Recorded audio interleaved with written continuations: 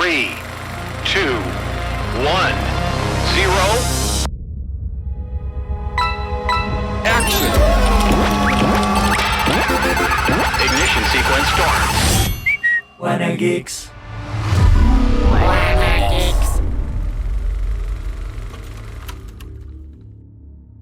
Solo quedan 32 horas. El tiempo no es eterno. Por favor, trata de llevarlo mejor. Esta es una frase que dice el vendedor de máscaras del videojuego The Legend of Zelda Majora's Mask. Y creo que esta frase es perfecta para el tema de hoy porque vamos a hablar de el fin del mundo a través de catástrofes tanto del humano como de la naturaleza. Y es a propósito del temblor, terremoto del 19 de septiembre, que ya más bien parece día feriado de catástrofe. Que alguien nos explique qué pasa en esta fecha. Y para eso estamos con Fernando Bustos, doctor en filosofía, también columnista del Washington Post y coautor del libro Office as a Tribe. Qué gusto tenerte aquí, Fer. Gracias por acompañarnos. Es un honor tenerte aquí para poder analizar este tipo de temas. No, hombre, al contrario, Ricardo, muchas gracias por la invitación a platicar sobre este tema que la verdad también me gusta mucho. Es un tema sobre el que constantemente estoy dándole vueltas, así que pues bueno, a darle pues. Mira, pues aquí hay que irnos a la mayor profundidad que podamos. Y también está, como siempre, Joaquín, nuestro analista de Wanna Geeks. ¿Cómo estás, Joaquín? Muy bien, muchas gracias por tenerme de nuevo aquí y un saludo al invitado. Pues bueno, a darle. Antes de hacerle las preguntas pertinentes, quiero dar un contexto rápido, ¿no? O sea, de esto. Y es que en los 2000 las narrativas del fin del mundo, creo que siempre ha habido, pero toman como una forma muy particular, ¿no? De hecho, me acuerdo que en el 2000 se había dicho que era un probable fin del mundo, que iba a haber un apagón tecnológico y todo esto, ¿no? Y esa narrativa ha ido, de alguna manera se mantiene, pero ha ido evolucionando hasta el 2020, ¿no? ¿Cuál es el recuento de los daños en cuanto a cultura pop? Es decir, ¿cómo lo ha abrazado, entendido y expuesto la cultura pop y el mundo geek? Voy a dar unas referencias, por ejemplo, en videojuegos como Majora's Mask, justo con la frase que empecé, que habla sobre que la luna va a caer, ¿no? El videojuego gira en torno a que tienes tiempo determinado porque la luna va a caer y todos se van a morir. Metal Gear Solid, ¿no? Que es un referente también en el mundo del videojuego y que más bien ahonda en los temas nucleares, ¿no? En cuanto al cine, bueno, vamos desde el Día de la Independencia, que habla de la llegada de extraterrestres al mundo, hasta cosas como el Armageddon, que también, bueno, la humanidad propone que a lo mejor llega un meteorito y nos va a matar. Y yéndonos a las caricaturas, hay cosas siguiendo con la temática extraterrestre, desde Invasor Sim, que es un extraterrestre que envían a la Tierra para conquistarla y al fin de cuentas casi destruirla. O está también narrativas como Hora de Aventura, que es un tema como posapocalíptico, un poco a la Mad Max. Y esas son un par de referencias de cómo el mundo ha entendido el final de los tiempos o que llegan a alguna catástrofe que cambia el curso de nuestra historia. Y con ese contexto quisiera comenzar preguntándote, Fer, ¿cuál es la tendencia que tú observas en las narrativas del fin del mundo en los últimos 20 años? O sea, ¿qué congruencia ves ahí o hacia dónde observas que vamos, ¿no? Pues fíjate, es súper interesante todo esto que dices de cómo justamente hemos estado comenzando a asistir a una representación de el fin de los tiempos o una visión, digamos, como post-apocalíptica con relación al futuro. Y toda esta temática siempre me recuerda por ahí a una idea que hace añísimos lanzó Slavoj Žižek y también Frederick Jameson, que dice de la siguiente manera y que es como muy célebre justamente porque este filósofo Mark Fisher la recupera cuando nos habla acerca de que hay una imposibilidad por pensar el futuro. Claro, en términos optimistas, ¿no? En términos de que el futuro va a estar bien chingón. Y esta frase dice más o menos así: Hoy en día, por lo menos desde el cine, es más fácil pensar el fin del mundo que pensar en el fin del capitalismo. Porque claro, digamos como que muchos filósofos, filósofas creen y se percatan justamente de esto, ¿no? Es decir, si nosotros volteamos a ver como los años 60, los 70, o por lo menos 70, 80, y si nos enfocamos pues justamente en el cine, que el cine pues digamos es como ese lugar al que atendemos en búsqueda de ficciones, no que no lo hagamos en la literatura, claro, pero y la literatura es como donde hay un chingo de ficción, pues, pero la mayoría de la gente no asiste buscando, o mejor dicho, no recurre a la literatura, ¿no? Es más fácil recurrir al cine. Claro. Y en los años 70, 80, me parece que sí había como esta imaginación o este devaneo con relación al futuro fuerte, ¿no? En términos optimistas. ¿Cómo va a ser el futuro? Uy, va a estar bien chingón llegar al año 2015. Uy, imagínate cómo va a ser el año 2001, ¿no? Déjate hago un paréntesis rapidísimo. Incluso, pues ahí es el que dicta el futuro, como lo vemos con Blade Runner, con este tipo. Esas películas se hicieron en esos tiempos. Claro. Continúa. Pero justamente esas parecían simplemente como ¿cómo decirlo? Como una entre otras tantas que justamente sí planteaban o que querían llegar al futuro, ¿no? Porque Blade Runner justo ya pintaba un futuro sí, tienes razón. distópico. Ya no está tan agradable. Y que creo que me parece que era porque este director, se me fue ahorita su nombre, justamente como que se piensa a percatar de ciertas... Ridley Scott. Uh-huh. Se comienza a percatar de ciertas problemáticas actuales que obviamente se van a intensificar hacia un futuro, como es, pues obviamente el tema del agua. Pero bueno, regresando, en los 70s, en los 80s, se devanea fuertemente con relación a el futuro y se quiere llegar al futuro, ¿no? El epítome quizá de esto es Volver al Futuro 2, donde se fantasea con cómo va a ser el año 2015 y que va a haber autos voladores, patinetas que flotan, estos tenis que se autoajustan y más cosas ultra chingonas que cuando yo era niño decía, no mames, qué chingón va a estar el futuro, claro. Quiero llegar ahí, ¿no? Sin embargo, pues bueno, obviamente estamos en el futuro, ¿no? Y el futuro no es aquello que nos prometieron o aquello que se nos dijo. Y también creo que tiene que ver porque a partir, digamos, como de los 90s comienza a haber un desencanto con relación al futuro, ¿no? Es decir, como que comienzan a visualizarse y a ponerse sobre la mesa y sobre el entendimiento popular ciertas problemáticas que nos están aquejando, que se van a intensificar hacia el futuro si no cambiamos muchísimas cosas de la manera en la que nos relacionamos, consumimos y demás.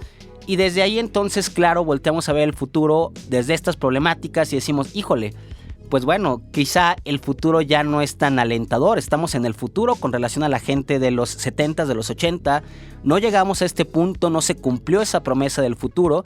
Y si volteamos ahora a ver al futuro desde el presente con todas esas problemáticas que tenemos, desde ahí pareciera ser que ya no es sencillo imaginar un futuro optimista y que lo que hemos terminado por representar en estas ficciones, series, videojuegos, películas, más bien es un futuro post-apocalíptico, ¿no? Y regresando a Zizek, entonces estamos imaginando más bien al fin de la humanidad, ya sea que va a ser como algún encuentro con alguna esfera que venga del exterior, meteorito, no sé, cualquier cosa que se vaya a impactar contra la Tierra, que nos visite el gran otro, pues la otra alteridad, que sería como los extraterrestres, las apocalipsis zombies, pues que es como una manera...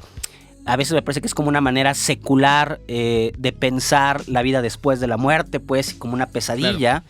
Claro. Ya sea, digamos, como ciertas catástrofes, como en Blade Runner, Blade Runner, y también tenemos esta de el güey que maneja, que no se me fue cuál es, pero bueno. Mad Max, exactamente, ¿no? Problemáticas con relación al agua, Blade Runner, donde sí es un futuro, pero es un futuro... medio grisáceo, ¿no? Que no se nos antoja realmente del todo.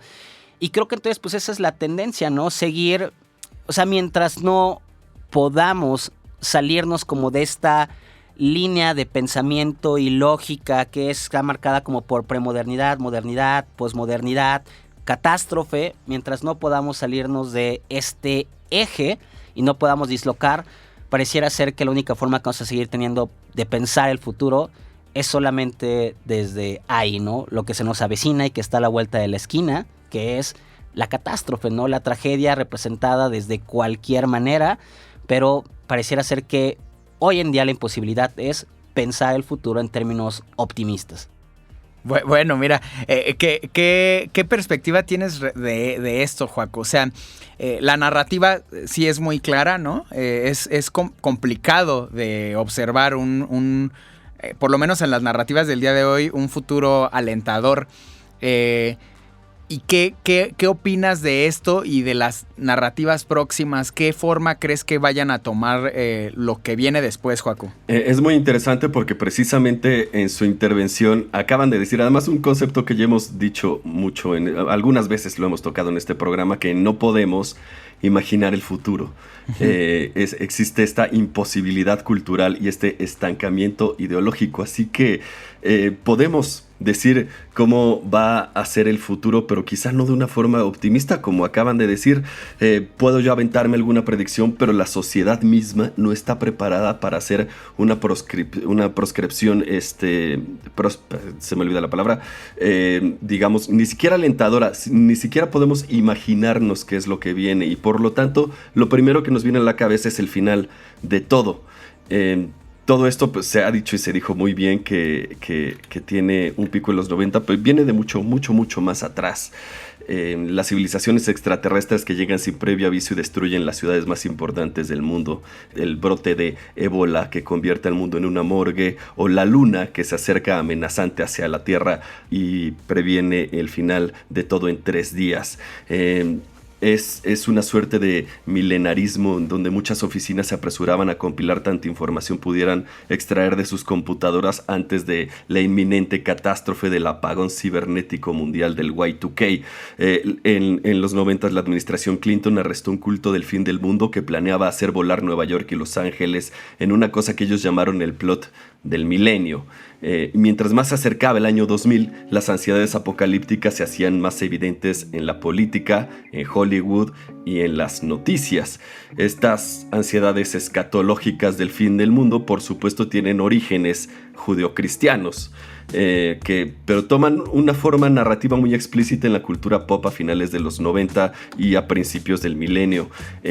Claro que hay una larga tradición de esto que viene de nuestra cultura judeocristiana. En los 70s, por ejemplo, había también esta narrativa calvinista mesiánica. El mesianismo también, por ejemplo, ahora que hablamos de los extraterrestres que vienen como un gran otro, es un poco mesiánica esa narrativa. Y se volvió muy aparente en la Guerra Fría con continuos temas similares, sobre todo el miedo religioso, porque pues supuestamente los soviéticos eran ateos, y había muchas alegorías demoníacas que iban a castigar a la humanidad por su falta de moral, y por supuesto el miedo al holocausto nuclear que es típico de la Guerra Fría. Y aquí en esto podemos señalar películas como Doctor Strangelove o El planeta de los simios, para hablar nada más de las más famosas. Sin embargo, en los 80s, con el resurgimiento de la ciencia ficción, llegaron otro tipo de fines del mundo. Los extraterrestres, por ejemplo, está esta película Encuentro cercano del tercer tipo, pero más importante, Terminator. Y es aquí donde empieza verdaderamente el tema milenarista. En esta década también irrumpen en la escena mediática los medios religiosos. Empezaron a tener sus propios canales de televisión y sus productoras de cine en lo que llamaron el movimiento del nuevo despertar evangélico, que empezó a finales de los 70, pero alcanzó su pico con la era de Reagan. Los pastores evangélicos en la televisión decían que iban a llegar tornados y volcanes a llevarse Orlando y Disneylandia por oficiar bodas gays. Los presagios apocalípticos como un castigo divino por el comportamiento que ellos consideraban poco piadosos en la sociedad americana. En los 80 se empezaron a producir películas evangélicas de amenaza apocalíptica como La imagen de la bestia en 1981 o El planeta pródigo en 1983. En estas películas apocalípticas es muy común el tema de la revelación profética. El apocalipsis finalmente en griego significa revelación. Y normalmente trata a algún vidente o piadoso o científico que predice el diluvio antes de que ocurra, y un grupo de héroes que escuchan la advertencia a tiempo y tratan de advertir a todos los demás y se lo toman en serio son los que logran sobrevivir. Aquí también el tenor del viaje en el tiempo, como pasa en Majora's Mask o en 12 Monkeys, es importante, ¿no? Es la oportunidad de regresar al momento en el que todo se desvió para tratar de evitarlo. Claro que el siglo XX tuvo una buena dosis de revelaciones, entendido como una serie de signos que los bien entendidos pueden codificar para prevenir el futuro.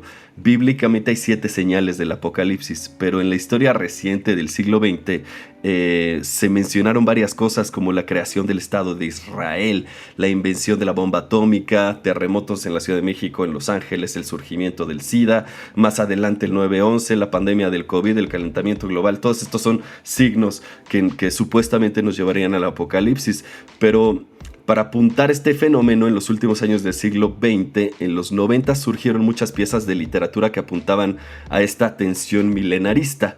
Muy importante aquí son las profecías de Nostradamus o el libro de Pat Robertson que se llama Nuevo Orden Mundial de 1992, que estuvo semanas en la lista de los más vendidos del New York Times. Y también resurgieron los decodificadores con fuertes tendencias religiosas, muy famosamente el Código Da Vinci, o un libro llamado Left Behind que habla del rapto, este acto apocalíptico en donde la gente piadosa desaparece para ser llevada a los cielos como señal de que los que se quedaron atrás se quedaron para vivir el apocalipsis y el reinado de Satán. Esto fue adaptado además en una serie de películas muy exitosas para la televisión como parte de esta incursión de la retórica calvinista cristiana, y que además cuyo éxito comercial tuvo tanta importancia que luego Hollywood por supuesto la retoma con La Pasión de Cristo, con Narnia o esta película de Mel Gibson llamada Apocalipto, que aún estando ambientada en la civilización maya y que tiene la estructura de depredador, su mensaje finalmente, como lo dice su título, es el fin del mundo maya en todo caso, con la ominosa presencia de las carabelas españolas al final de la película. Es decir, incluso cuando se trata de las civilizaciones precolombinas, casi siempre el imaginario va hacia su final, se dedica a hablar del apocalipsis en términos occidentales y cristianos. Entonces hay una larga tradición, pero sí es cierto que es en los 90s cuando esto brinca a la pantalla, mientras que en las películas de los 70s y 80s trataban de un inminente apocalipsis que los protagonistas podían evitar y además era localizado, sucedía en un edificio, sucedía en un barco en alta mar. En el ciclo de películas de desastres de los 90s, el apocalipsis es a gran escala y normalmente es inevitable y solamente se puede resistirlo y sobrevivirlo. O sea, fuertes palabras o muy duras, ¿no? Para confrontar las últimas que dices, Joaco. Sin duda, hay una constante que todos percibimos, ¿no? De hecho, yo me cuestiono si el fin del mundo está por venir o estamos viviéndolo, ¿no? Y no de una forma pesimista, sino que pues ya hay un montón de gente muriéndose por las circunstancias a las que nos hemos llevado, ¿no? Hace poco, de hecho, en pláticas con el CONACYT, pues la gente está ya naciendo deforme de que pues hay un montón de químicos en los alimentos que estamos consumiendo, ¿no? Come frutas y verduras ya y estate sano, ha adquirido otra forma, ¿no? A lo mejor ya no es la forma de estar bien. Y a través de esto quiero hacerle una pregunta a Fer. ¿Cuál es la constante en las piezas anteriormente mencionadas, pero con evidentemente la muerte o la destrucción de la humanidad, ¿no? Pero hablo más bien de forma nuclear. ¿Qué crees que nos diga? ¿Miedo al exterior? ¿Miedo a nosotros mismos? ¿O miedo a vivir? ¿O miedo a no hacernos responsables? ¿Qué dilucidas ahí o qué crees que nos dice sobre nosotros mismos, más allá de que pareciera que sabemos que nos estamos llevando a la muerte? Sin lugar a dudas, creo que más bien lo que representa, lo que está simbolizando es como simplemente esto, ¿no? Una desesperanza con relación al futuro. Y justo yo esta desesperanza con relación al futuro lo hilo con este fenómeno que lleva años sucediendo y que se reintensifica, que es el fenómeno de lo vintage y de lo retro. Y yo lo he dicho en muchos lugares de esta manera, ¿no? Lo que el fenómeno de lo vintage y lo retro terminan por anunciar es que como no encontramos la utopía en el futuro, entonces la buscamos en el pasado, ¿no? Es decir, hoy en día la mirada más bien es retroactiva Y ojo, yo sé que en otras generaciones, en otros momentos o pasados, la gente ya volteaba a ver el pasado y de pronto había gente que decía, wow, el pasado era chingón y tenía clavada la mirada en el pasado. De eso va esta película de Midnight in Paris de Woody Allen. Pero pues bueno, la diferencia justamente es que mientras en el pasado había gente que estaba volteando a ver el pasado, también había como una esperanza, o mucha gente tenía esa esperanza hacia el futuro. Hoy en día me parece que casi no hay personas, o por lo menos desde la ficción, ya no tenemos esto y solamente tenemos esta mirada hacia el pasado, ¿no? Entonces, esto lo vemos incluso en los productos de series y de televisión, que se reciclan, ¿no? Tenemos a Top Gun siendo como una película taquillera del 2022, pero que es una historia del pasado que de alguna manera resucitamos. Traemos a Jurassic Park, traemos a todas las grandes franquicias, ¿no? La mirada está más concentrada en el pasado que en el futuro y el pasado se ha vuelto rentable. Entonces vuelvo a este punto. Yo creo que lo que anuncia es una falta de esperanza con relación al futuro.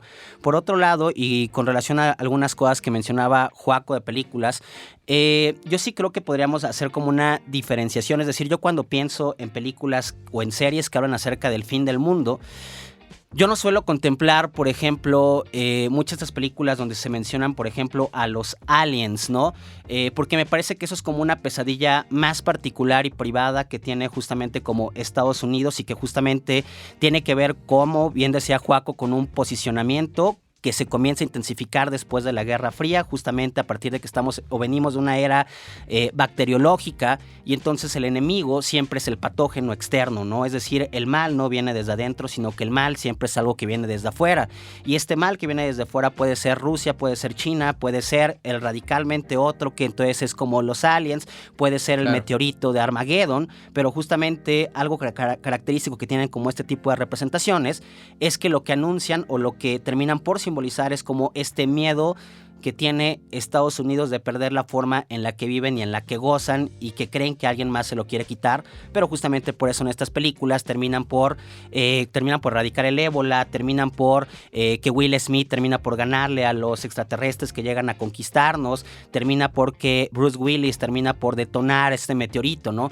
Entonces eso creo que yo por eso a veces no las contemplo, es decir, si bien son catastrofistas, me parece que tienen que ver más con una sintomatología más en particular que es de Estados Unidos, mientras que este otro resto de películas que fantasean con que va a haber, digamos, como que una plaga zombie, con que la inteligencia artificial va a terminar pensando en términos colonialistas, antropocéntricos, como lo hemos hecho los seres humanos desde hace muchos cientos de años, y que entonces esa inteligencia artificial va a terminar por violentar a los seres humanos, en fin, todo esto, o que hay como esta escasez de agua, como en Mad Max Fury, Mad Max en general, me parece que son más bien como una pesadilla compartida con relación al futuro, y que no solamente es una pesadilla ni un delirio exclusivo de Estados Unidos, ¿no? Entonces, eso, ¿no? Y simplemente por retomar como esto último que también decías, Ricardo, claro que todo lo que está alimentando a final de cuentas todas estas narrativas es el presente, ¿no? Es decir, porque claro, había por ahí justamente como este escritor, este filósofo Gunther Anders, que él decía que el final de los tiempos se había llegado en el momento en el que se lanzan las bombas atómicas sobre Hiroshima, ¿no? Y Nagasaki, ¿no? Porque es el momento en el que justamente es como si todo el pasado, como si todo lo que tuviéramos antes hubiera sido cancelado en términos racionales, en términos humanitarios, en el momento en el que la tecnología de alguna manera se comienza a utilizar de forma perversa para tecnificar la muerte de millones de personas o de cientos de personas. Ese es el momento del fin de la historia, y todo lo que viene después es el apocalipsis, ¿no? Entonces lo que dirán es que de alguna manera el apocalipsis ya está aquí, ¿no?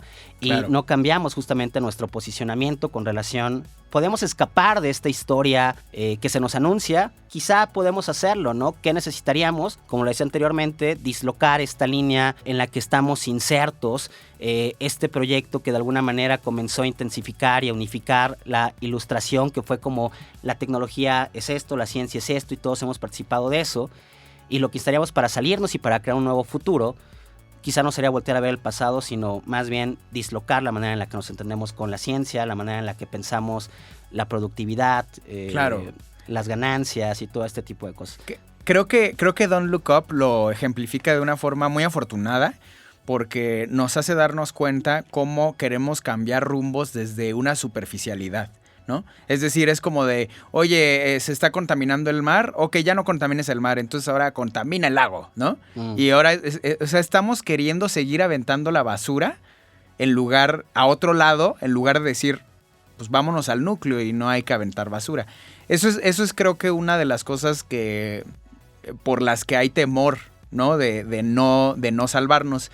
Pero, más allá de esta concepción, yo quisiera preguntarle a Joaco, ¿qué opinas y que si estás de acuerdo de este diferenciador, por ejemplo, que nos muestra el cine hollywoodense, que creo que es un parámetro interesante porque sí es gringo, pero también ya es como mundial, va tomando formas de las audiencias. Y tú concuerdas, Joaco, en este diferenciador del exterminio desde fuera, como un extraterrestre, un meteorito, y este otro que habla de lo que creamos nosotros, ya sea con bombas nucleares o con lo distorsionado de la sociedad, como empieza a mostrar Metal Gear, o no. ¿Tú sí encuentras esta diferencia como Fer Bustos o qué crees que nos dicen estos dos grandes formas de ver el fin del mundo, Joaco? Creo que, claro, hay un diferenciador. No es lo mismo un extraterrestre o quizá un meteorito que la otra representación en donde el fin del mundo normalmente viene detonado por nuestra ignorancia, nuestra negligencia, nuestra soberbia. Y esto vuelve a golpear el clavo religioso en este asunto. Es de alguna forma nuestro comportamiento lo que viene a provocar nuestra caída.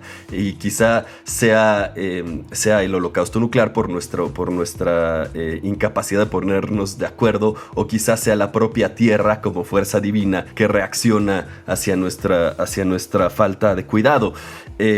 No es exactamente lo mismo, sin embargo, creo que, repito, toca la misma figura religiosa. Normalmente, además, creo que también es interesante que sea en los 90 cuando la tecnología alcanza cierto nivel, sobre todo la tecnología gráfica, y entonces hay cierto deleite catártico en la destrucción. Y suele ser muy simbólica. Explota la Casa Blanca, matan al presidente, desaparece una ciudad emblemática, Sí, pasan claro. ciertas cosas que además hay una desacralización de las estructuras que percibimos como sólidas, la Casa Blanca o lo que sea, y transmiten esta sensación de fatalidad y de inevitabilidad y de cambio radical. Es la idea de un final abrupto del mundo como lo conocemos. Pero también este final esconde un deseo no tan inconsciente de cambio, ansias de renovación total, que está cargado con la idea de que quizá el apocalipsis no es del todo algo malo. Esto también es muy religioso. Son narrativas populares porque la catarsis tiene el efecto de saciar cierta falta de sentido hacia el mundo, y que se percibe como banal o perverso o corrupto sobre nuestra sociedad. Decía Robert De Niro en Taxi Driver: un día una gran lluvia llegará y barrerá la suciedad de las calles. Hay una redención. Qué fuerte peli. Sí. Que observa la podredumbre que el taxista percibe, ¿no? Y quiere limpiar justo. Exacto. Sí. Hay una redención por medio de una purga divina.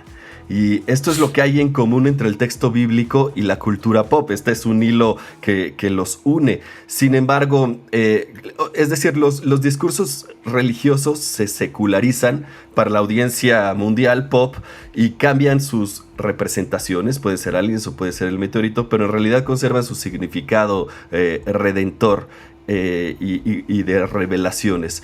En cuanto al extraterrestre, por ejemplo, está bien interesante. En la obra original de La Guerra de los Mundos, lo que plantean es un escenario hipotético en donde una civilización más avanzada tecnológicamente y más poderosa llega a Inglaterra y la destruye y la domina. Y esto es de alguna forma para decirle a Inglaterra, ¿qué te parecería que te hicieran esto como tú le hiciste a la India o le hiciste a China o le hiciste a tantos otros países? Es una metáfora colonialista, al dread colonialista.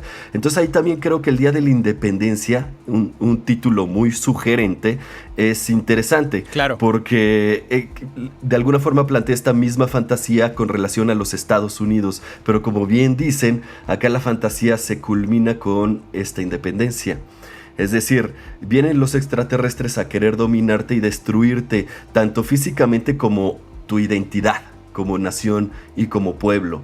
Y finalmente la película propone que no, que la identidad de América va a conservarse, este espíritu libertario va a unir a la gente en contra del colonizador y se va a reivindicar este Día de la Independencia.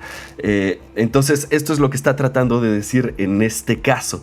Sin embargo, me parece que también es milenarista en el sentido en el que Geoff Keighley llama el miedo millennial al día del juicio en la era de la alta tecnología, que está tipificada por Terminator 2 o películas como Nostradamus o 12 monos, o El final de los tiempos o La Matrix, en donde esto se agudiza. Para poner nada más un contraste, en los 80 surgieron 25 películas del apocalipsis, que no son pocas, pero en los 90 surgieron 56, 14 de estas lanzadas en 1997.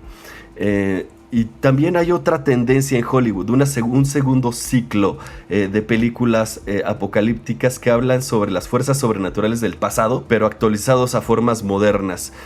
No solamente los extraterrestres o Skynet o el holocausto nuclear, aquí tal cual el diablo, explícitamente teológico, sobre figuras mesiánicas, por ejemplo Stigmata, el abogado del diablo, el exorcismo de Emily Rose, claro. Una serie de Millennium que creó el creador de los X-Files, e incluso el propio Constantine, que va a recibir una secuela recientemente.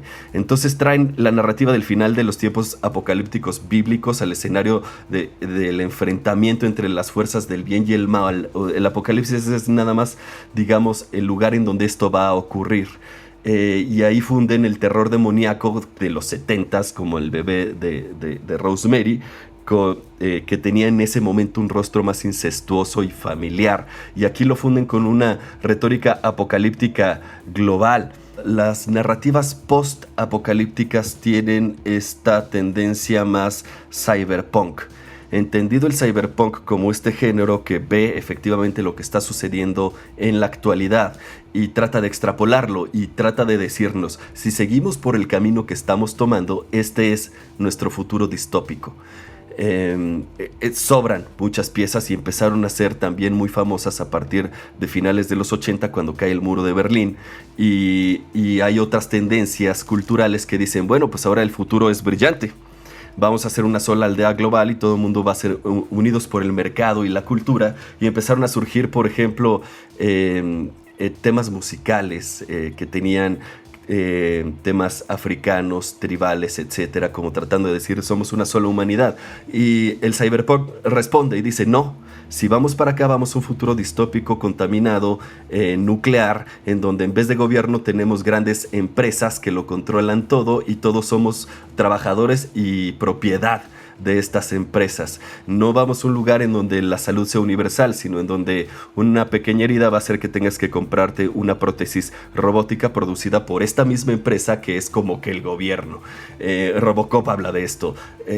Terminator habla de este tipo de cosas, pero Blade Runner habla muy específicamente de este tipo de cosas. También imagina nuevas formas de transhumanismo y de esclavismo, nuevas formas de personas como lo son los replicants, los androides, que son menos que personas, son cosas a las que se puede usar, de las que se puede abusar y cuya libertad además es peligrosa. Y debemos estar muy vigilantes de ello. Y es que la amenaza del apocalipsis en realidad es, y lo dijeron muy bien al principio, una ansiedad al futuro y la incapacidad de imaginarlo, por lo que necesariamente se ilustra como el final anticipado del mundo. Y es exactamente lo que dice Fredric Jameson, y ya lo hemos dicho aquí. tiene que ver con nuestra incapacidad de imaginar un futuro y lo que llama Mark Fisher la lenta cancelación del futuro. Y la incapacidad no es individual, sino colectiva e ideológica. Podemos imaginar el futuro, pero no podemos concebir una estrategia social política necesaria para cambiar las cosas y asegurar ese futuro.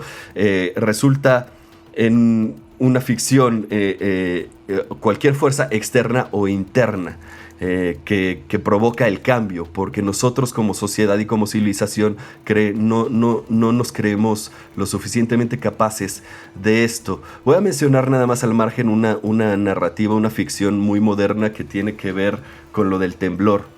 Ahorita hay una anime en Netflix que se llama Japón se hunde. Japón se hunde mezcla cuadros idílicos, armónicos, preciosos y música muy tranquila y muy bonita con un horror espantoso. Es una serie en la que no hay esperanza y todo es tragedia. No está como para que la veamos en estos momentos, ni mucho menos después del temblor del 2017. Pero creo que habla mucho de este tipo de horror, de desastre natural. No es nada más un temblor, sino que Japón se hunde, deja de existir. Es un apocalipsis localizado, pero absoluto y total. Cabe mencionar a este filósofo Kierkegaard. Hay un concepto en inglés que no tiene traducción exacta al español y es dread. Quizá angustia es más o menos la traducción más cercana.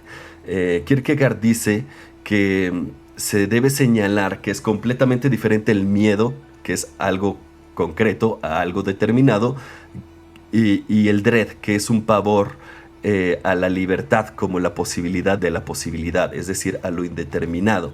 Kierkegaard es el primer existencialista, o así le dicen.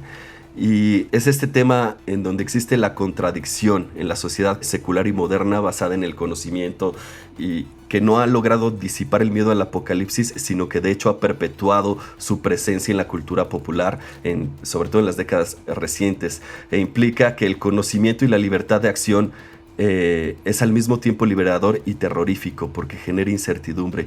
Tiene un libro que se llama así, el concepto del dread. Deseamos lo que tenemos, pero tememos lo que deseamos. Atracción y abyección al mismo tiempo, la esencia del horror.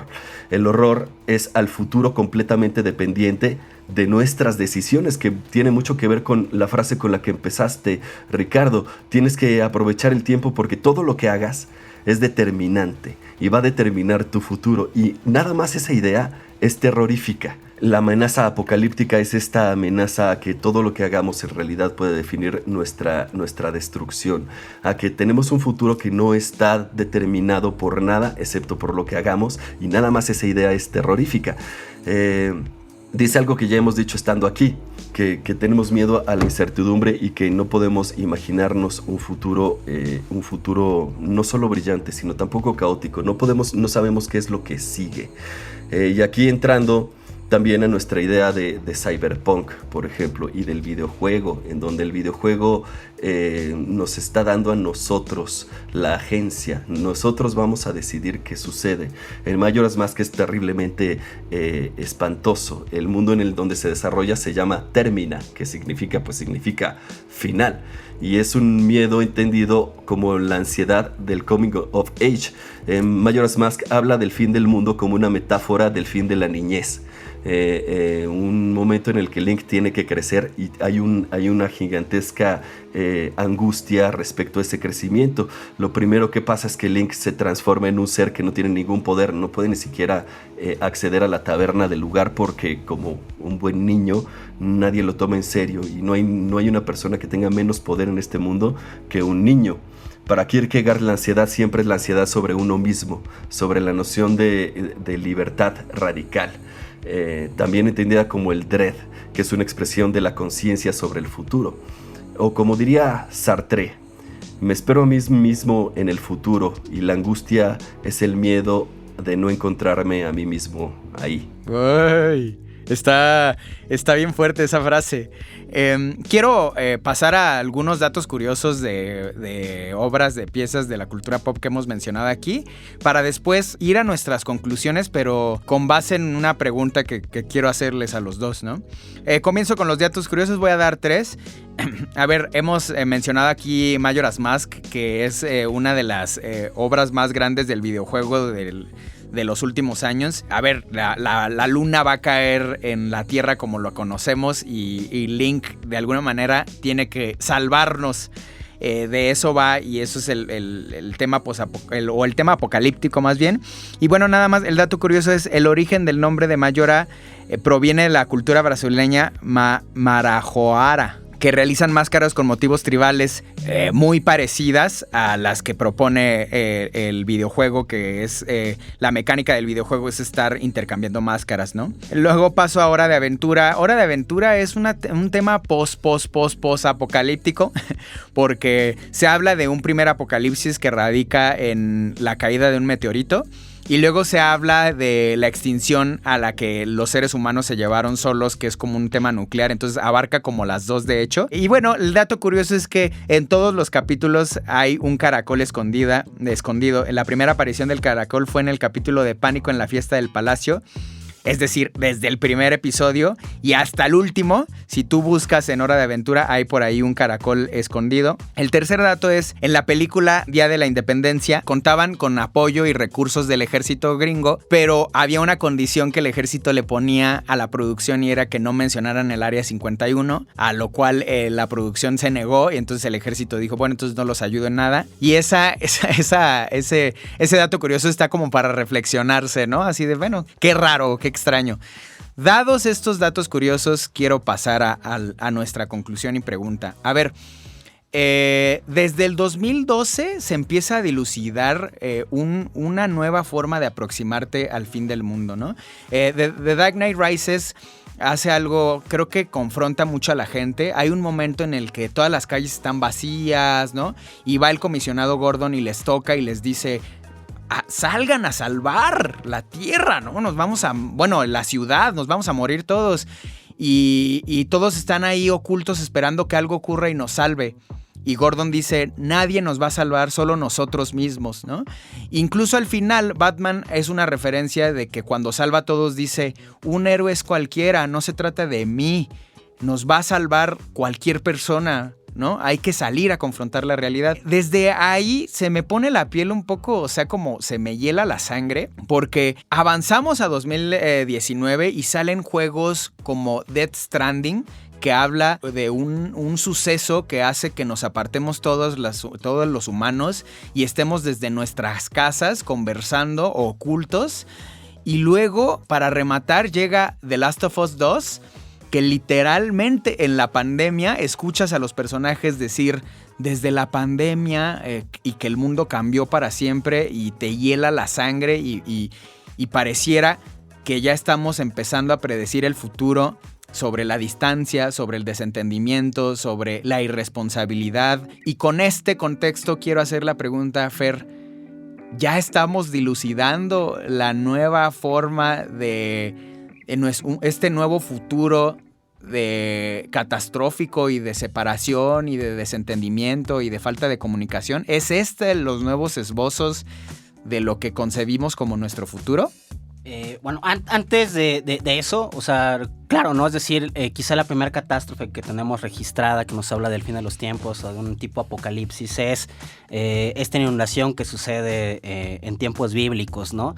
Donde Noé logra construir esta arca y salvarse, y entonces, si vamos hoy en día, pues prácticamente ese sería Jeff Bezos, ¿no? Que es el güey que está viendo para construir estaciones claro, fuera de la Tierra y librarse de todo este tipo de cosas, ¿no? Luego, sí, claro, es muy importante, digamos, como esta angustia de Kierkegaard, pero simplemente matizar y recordar que Kierkegaard lo hizo al interior de un estadio religioso, que es importante como para no hacer ese salto categorial, pues, y es decir, justamente al interior de la angustia, o sea, lo que intensifica la angustia justamente es la enfermedad mortal, ¿no? Y la enfermedad mortal solamente es entendida al interior de un estadio religioso, que es lo terrible, claro, es el futuro, pero es el futuro porque una vez que yo me muera, ¿cómo decirlo de una manera sencilla?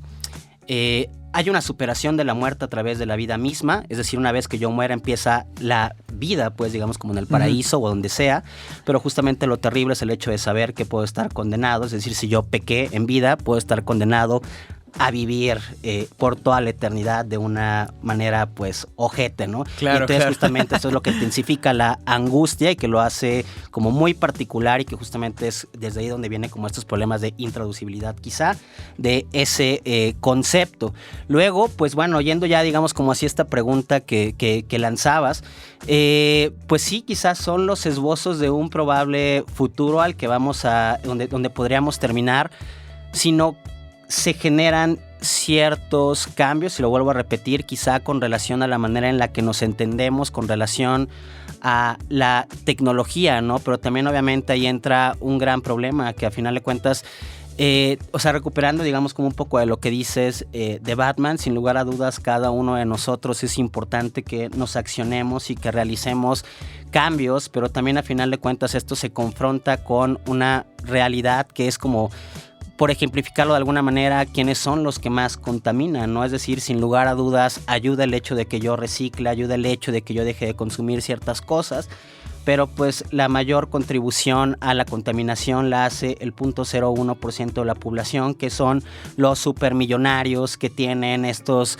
aviones privados y que viajan, y ya ves que había como quién era el artista que contaminaba más como él los privados, ¿no? Entonces, claro. Sí, sin lugar a dudas, creo que genera un impacto y que puede ser, y que es, por así decirlo, positivo, que también nosotros comencemos a generar una reivindicación y a tomar como más control de ciertas situaciones, de estar más informados.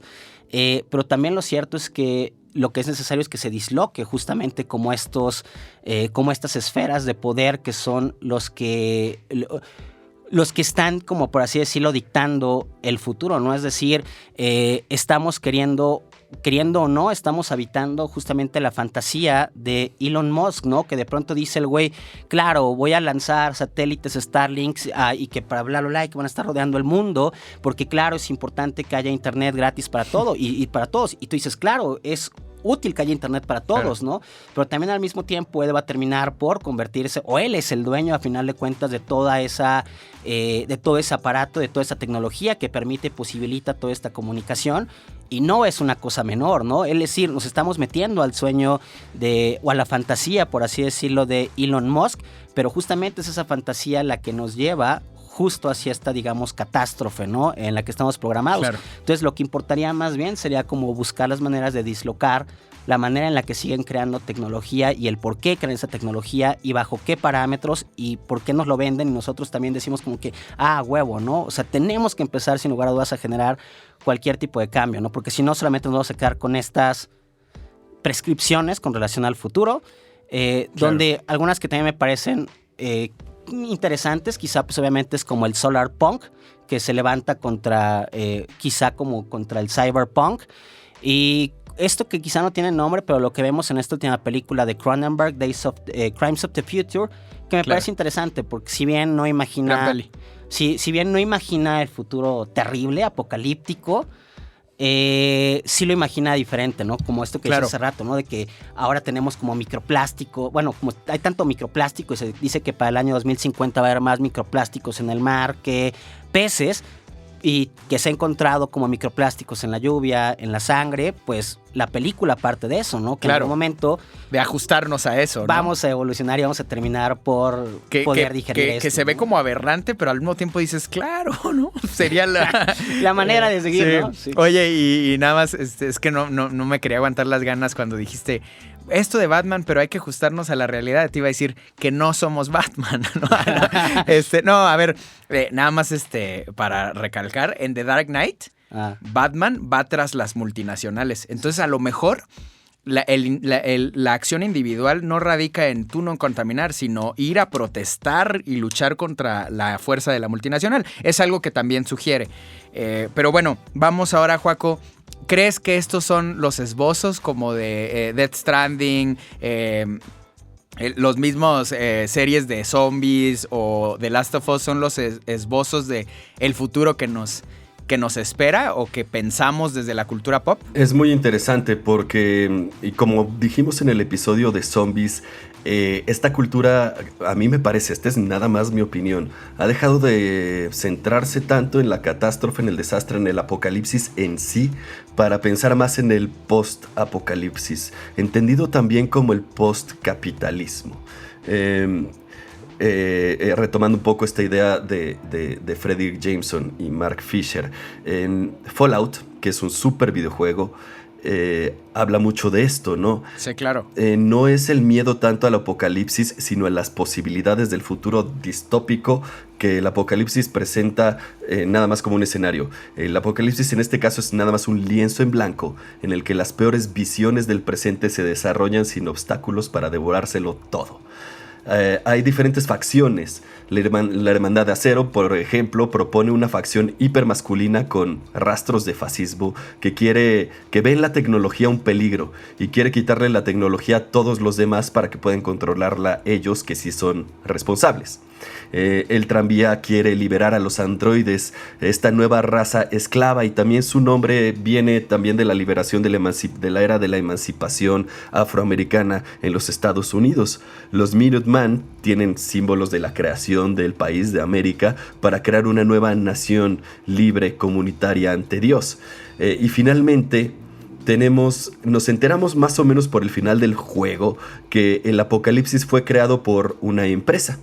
La empresa que construyó y vendió los búnkers en los que se salvó la mayoría de la humanidad para, digamos, tomar a sus supervivientes como su propiedad y sus conejillos de indias, destruir la incertidumbre para crear un futuro controlado por ellos. Así es como todos estos textos bíblicos y de otra naturaleza toman estos elementos, porque nuestra imaginación ya no es creativa, sino que, como acaban de decir, es retrofuturista. Toman elementos ya conocidos, movimientos políticos, relatos religiosos, para de alguna forma proyectarlos hacia el futuro. La ansiedad es sobre la incertidumbre del mañana, y hay un mundo de posibilidades que lo llenan. El dread al que se refiere Kierkegaard es un final abierto, pero está hoy en día mediado por lo que ya ha pasado o por lo que ya se ha dicho, ya sean los temas religiosos que imperan aquí o como uno de nuestros manuales, quizá nuestro único manual conocido para el porvenir. Entonces creo que le tenemos miedo al futuro. No deberíamos, en realidad. Es un mundo abierto de posibilidades, y creo que lo que nos da más miedo es esta posibilidad. En este podcast no he hablado sobre otras narrativas futuristas, como por ejemplo la de John Titor. John Titor fingió que era una persona del futuro y se metió en una sociedad científica para engañarlos y se aventó unas buenas predicciones, pero básicamente las predicciones son de las que ya hablamos: guerra, holocausto mundial, pandemia y la desintegración de los Estados Unidos. Hasta hace poco, muchas de estos futuros imaginarios estaban bastante solidificados. Los géneros hacen eso, los géneros narrativos nos llenan expectativas. Vamos al cine un poquito ya sabiendo qué es lo que vamos a ver. Y me parece que, sobre todo con los acontecimientos geopolíticos recientes, se ha borrado un poco esa perspectiva. Ya no está tan claro. Y me parece que eso no es necesariamente malo. Bueno, perfecto, Joaco. Yo nada más para cerrar, creo que si The Dark Knight Rises pronostica un acontecimiento nuclear, también nos arroja un héroe, o sea, también nos arrojan cosas bellas, esto que pareciera terrible y fatalista, ¿no? En el caso de Dark Knight Rises nos arroja un héroe que se sacrifica por algo que es más grande con él.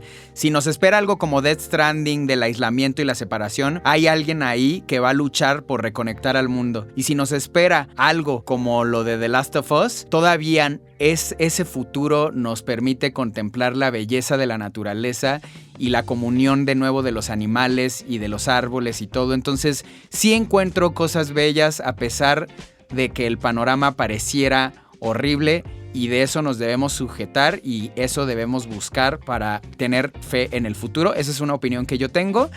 Y bueno, amigos, esto fue Wanna Geeks. Wanna Te Geeks. agradezco, Fer, por habernos acompañado. Nos faltó tiempo, pero bueno, eso es qué bueno que nos falte en lugar de que nos sobre. Gracias, Joaco, por pues tus análisis, tus perspectivas y tus opiniones. Y bueno, también gracias, Héctor, en los controles, gracias, Javier, en producción general, y gracias, Luisa, en dirección general. Y nos escuchamos para la próxima.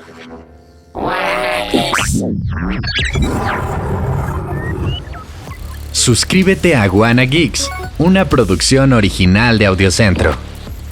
Con la participación de Ricardo Yaguaca y Joaquín Ortega. Edición, Héctor Mondragón. Producción, Javier Martret. Dirección general, Luisa Cantú. Audiocentro.